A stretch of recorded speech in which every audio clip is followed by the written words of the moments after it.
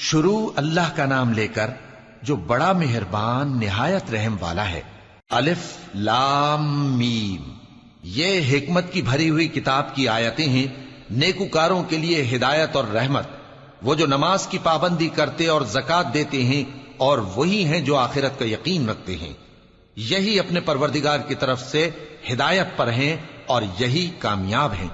اور لوگوں میں بعض ایسا ہے جو بیہودہ حکایتیں خریدتا ہے تاکہ لوگوں کو بے سمجھے اللہ کے رستے سے گمراہ کرے اور اس سے ہنسی کرے، یہی لوگ ہیں جن کو ذلیل کرنے والا عذاب ہوگا۔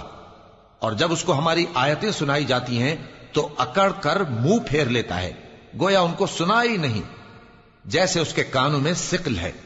تو اس کو درد دینے والے عذاب کی خوشخبری سنا دو۔ جو لوگ ایمان لائے اور نیک کام کرتے رہے ان کے لیے نعمت کے باغ ہیں، ہمیشہ ان میں رہیں گے۔ اللہ کا وعدہ سچا ہے اور وہ غالب ہے، حکمت والا ہے۔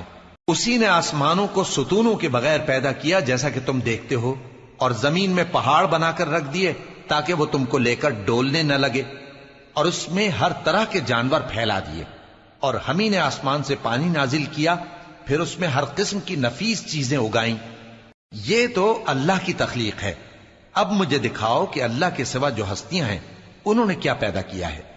حقیقت یہ ہے کہ یہ ظالم کھلی گمراہی میں ہیں۔ اور ہم نے لقمان کو دانائی بخشی کہ اللہ کا شکر کرو، اور جو شخص شکر کرتا ہے تو اپنے ہی فائدے کے لیے شکر کرتا ہے، اور جو ناشکری کرتا ہے تو اللہ بھی بے نیاز ہے، لائق حمد و ثنا ہے۔ اور اس وقت کو یاد کرو جب لقمان نے اپنے بیٹے کو نصیحت کرتے ہوئے کہا کہ بیٹا، اللہ کے ساتھ شرک نہ کرنا، شرک تو بڑا بھاری ظلم ہے۔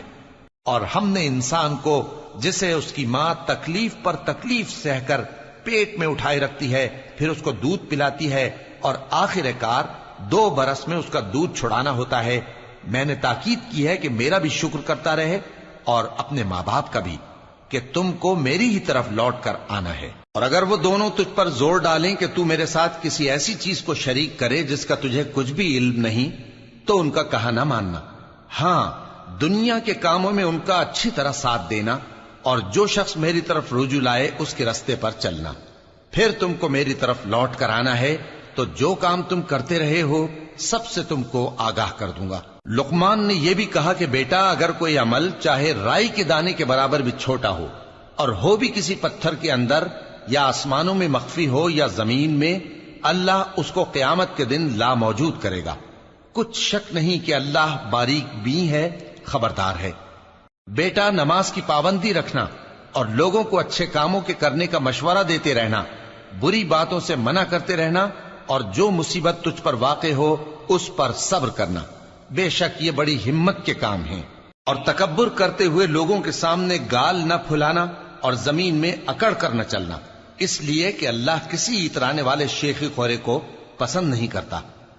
اور اپنی چال میں اعتدال کیے رہنا، اور بولتے وقت ذرا آواز نیچی رکھنا، کیونکہ بہت اونچی آواز گدھوں کی سی ہے، اور کچھ شک نہیں کہ سب سے بری آواز گدھوں کی ہوتی ہے۔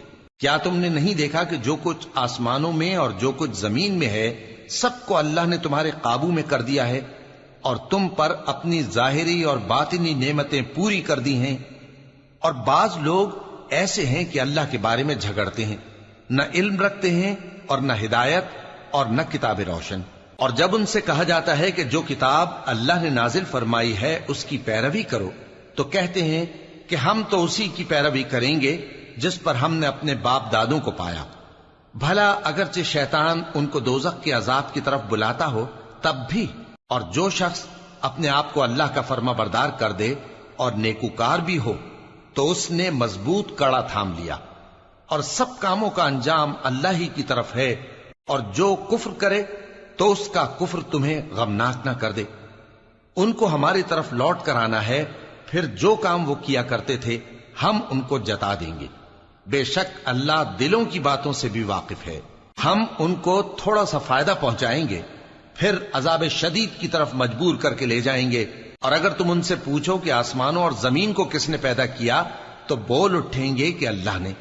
کہہ دو کہ اللہ کا شکر ہے، لیکن ان میں اکثر سمجھ نہیں رکھتے۔ جو کچھ آسمانوں اور زمین میں ہے سب اللہ ہی کا ہے، بے شک اللہ بے نیاز ہے، لائق حمد و ثنا ہے۔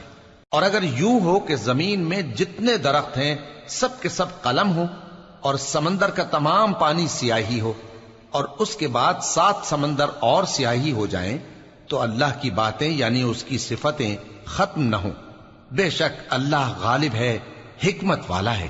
اللہ کو تمہارا پیدا کرنا اور جلا اٹھانا ایک شخص کے پیدا کرنے اور جلا اٹھانے کی طرح ہے.